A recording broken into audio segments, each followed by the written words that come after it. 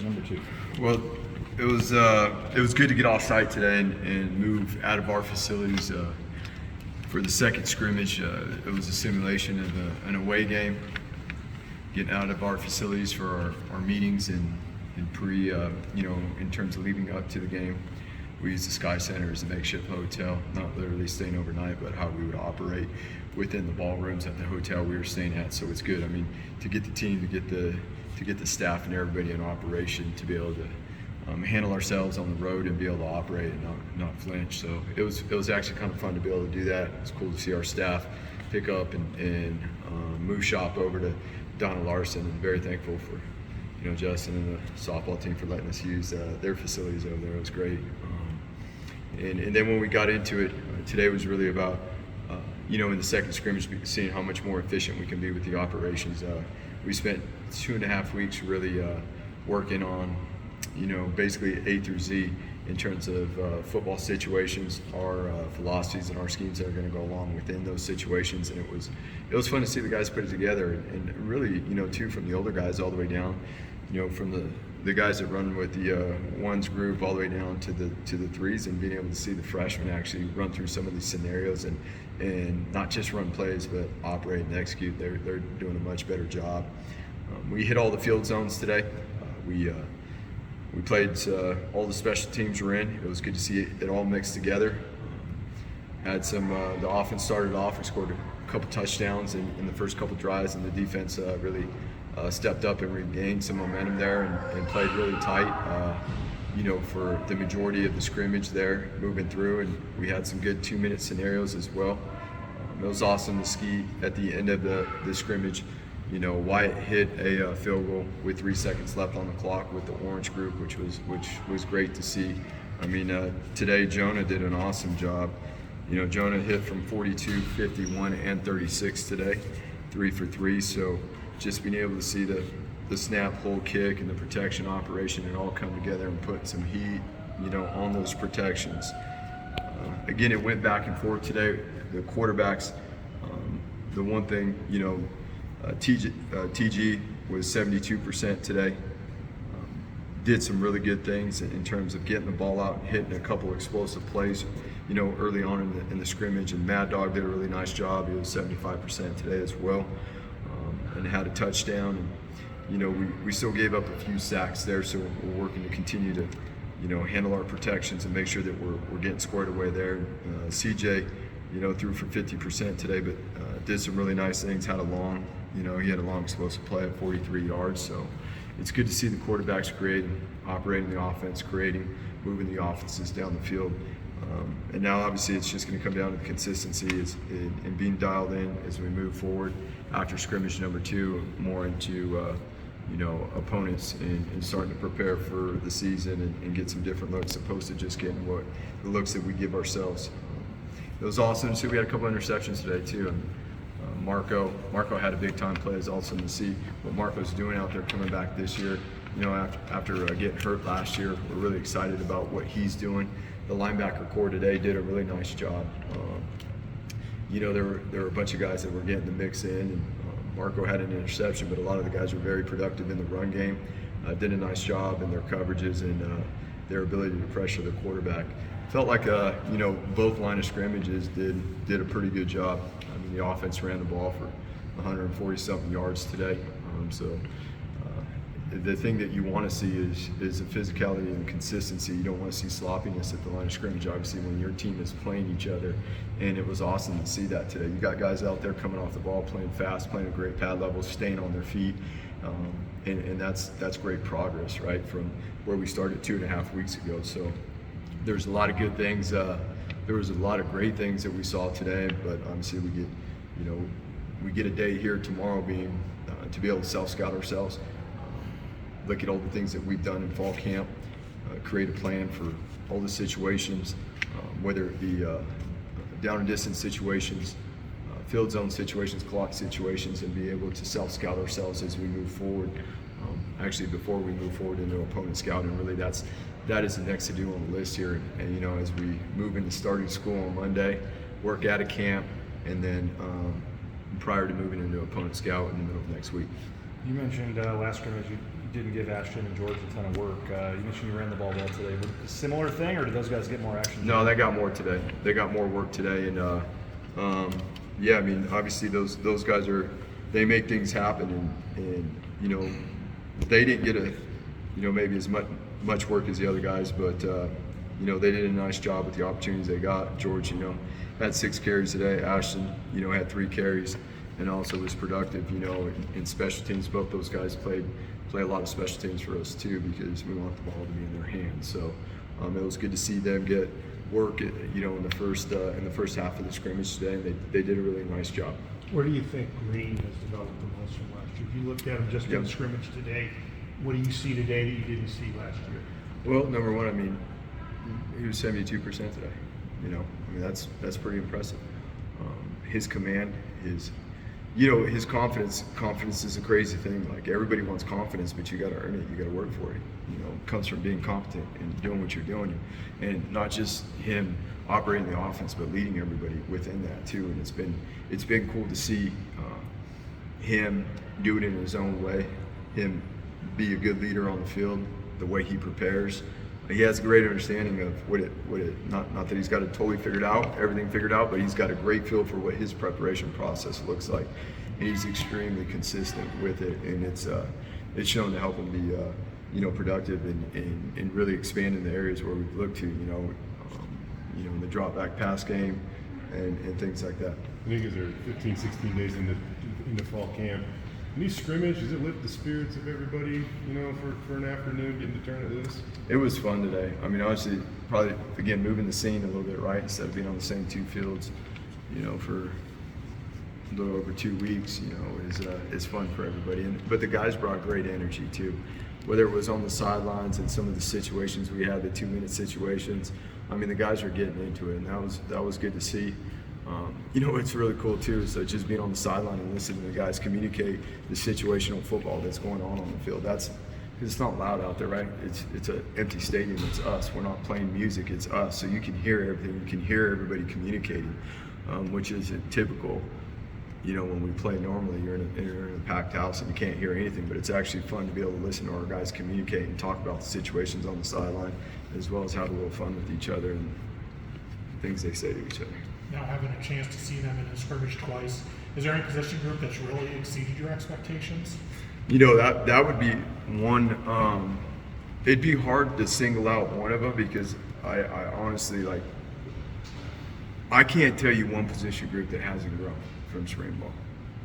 And I'm not just saying that like yeah, we're not there yet, but I can't tell you one position group that hasn't made tremendous strides. You know, whether that's, again, the game starts up front. The D-line looks different, the O-line looks different, which that's a great start, right? The wide receivers, I mean, with the standard that is expected, the mentality they're expected to play with, the intent they're expected to play with, it's been awesome to see, and how that's coming together with, you know, TG and the rest of the quarterbacks. It's fun. You know, the tight ends are probably the steady group that grows the most. I mean, Coach Potter does an unbelievable job with those guys, and they're all smart, and they're all, you know, they're the typical Boise State blue collar tough. They're gonna study, they're gonna outwork, and you know, and on the defense side of the ball, again, I mean, the defensive front has grown. You know, when you start to mix in the veterans that have played a lot of football with, whether it be the younger guys or some of the transfers that we've brought in here, they're working really well together, and they understand what the standard is, and they know it's not easy, and it takes a tremendous amount of work to meet that standard each and every day, and that's cool to see that, you know, they're pushing along to go all in on it. To be, you know, 2 weeks from right now, just finishing up, you know, the game and have school starting, I assume now you kind of start to turn the attention a little towards Washington. I mean, just what's the film like, I guess, starting to actually have an opponent to really dial in on now, and know that that's not it's a number 10 team in the country is waiting for you. Right. So again, one of the biggest steps before we move into that stuff is self-scouting ourselves. Going back through, it's shown to be really helpful and beneficial. Like, when we look at how are we going to get better as a program, what are the certain things that we can do to give us, you know, that 2% of progress that we're looking for. This is one piece right now that we can't skip. You know, in the next, really in the next 24 hours, 36 hours, we are going to spend a lot of time on South Scout and really diving into that. And we can't turn the page before we know exactly the certain areas of where we're efficient, how efficient we are, and what the plan is to become even more efficient from the very basic things that we're going to do, from structural philosophy into the meeting room to the practice field, to give our guys a chance to even improve the confidence in what we're doing. And so obviously, yeah, it's going to be, it's not like the NFL where you get to have some preseason games, some practice games, even some inter-squad, or excuse me, not inter-squad, but joint practices and things like that. It's not like that. So as you guys can imagine, the boys get a little restless with each other. So I would say that they're pretty excited to, turn the page here and be able to move on. Anything that you were, when the scrimmage finished, that you were more excited about than you were before it started? You know what? It was this scrimmage was physical, and again, like I spoke about the line of scrimmage. I mean, these guys are starting to understand like how to play, fast, how to play explosive, how to play physical, but to play with great body control. I mean, there was some really good tackling. There was some really good ball carriers that were making moves in the open field, but also running physical. It was awesome to see. Again, there was plenty of explosive plays through the air, which is fun to see the timing in the pass game. And, you can draw from each phase of the game. Again, we shared about, how we did with our place kicking today and being 4 for 4 and some of those critical 2-minute situations. I think there's, I love where we're at right now. We're not there. We're not game ready in terms of being in mental and physical shape, but we showed great progress today because we worked hard this week. Coming out of the first scrimmage, we didn't finish the first scrimmage well enough. We got mentally fatigued, and we didn't finish the end of the last scrimmage very well. And the guys sustained, all the way through this scrimmage, and that's what I'm most proud of. But we're not done with that yet, because it's very hard to simulate 3 hours and 15 minutes of being mentally on and being physically elite. We don't get to practice for that long. And so when we do get to be out there for 2 hours and 15 minutes, those 2 hours and 15 minutes got to be on point. Otherwise, you're not going to have that mental endurance you need to play a full game. And so it's good to see that we made strides with that today. And as much as you can say, when we talked to Taylor this week, and Bush for that matter as well, Taylor said, Bush doesn't want to be a robot out there. Obviously, he wants to stay within the framework of what Bush wants to accomplish on offense, but he doesn't want to be a robot. How do you see Taylor walking that line so far at practice or even in the scrimmages? Yeah, there's no question. I mean, we don't want anybody to be a robot out there. You can't play that. You can't play the game like that. You can't.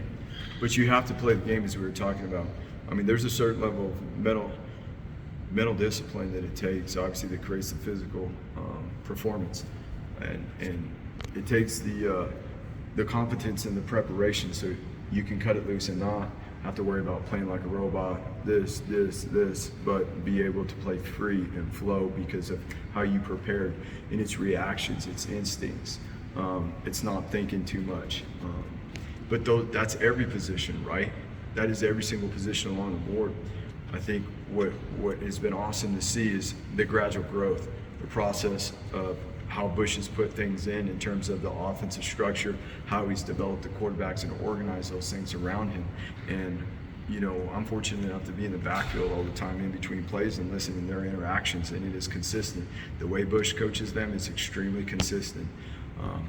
And it's awesome to be able to see how these guys are growing and developing and moving forward. And again, not just TG, but the other guys too. In terms of position battles and stuff, I know it's now about the time some of these get decided, right? I mean, I don't know how you guys do that, but I know corner was one people were interested in. You got Markel coming back, and he's started more than all those guys. And Jalen, I mean, how's the cornerback battle looking?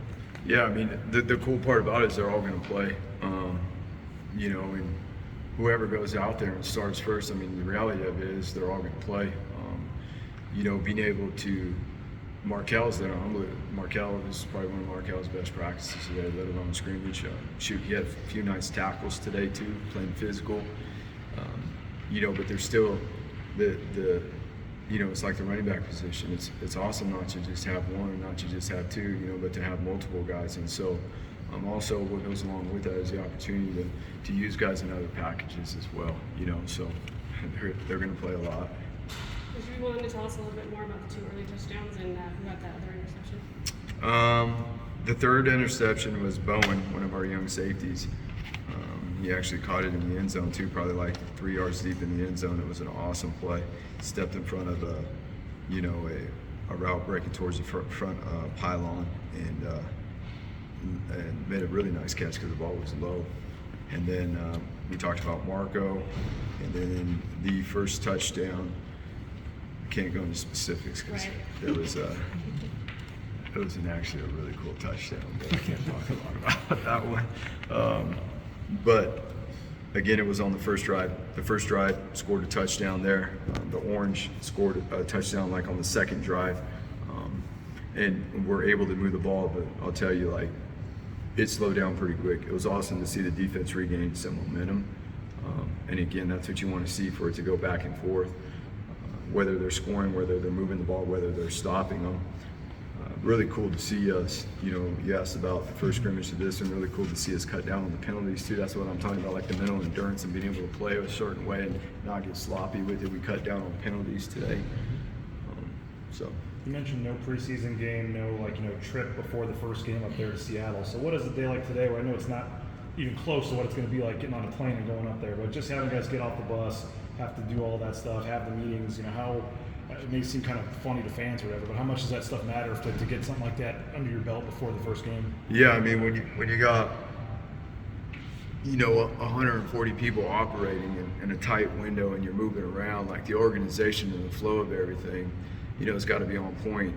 To be honest with you, for the preparation of the players, there's a certain process set into place that will help them be successful, and we get, we're blessed with the opportunity to always keep that consistent, whether we're here or whether we're on the road, and creating a window for that process to take place so that the players can be their best. And we're fortunate enough we got really cool staff that did an unbelievable job. Our facilities people today did an unbelievable job helping us upstairs, and then helping us at Donald Larson to create a locker room over there in our softball facilities. And so, it's getting used to the pregame, right? Like things that you don't think are a big deal, but guys got to get themselves in rhythm, ready to play the game. You don't just like roll the ball out there and here we go and get after it. Like, guys got to understand what the process looks like.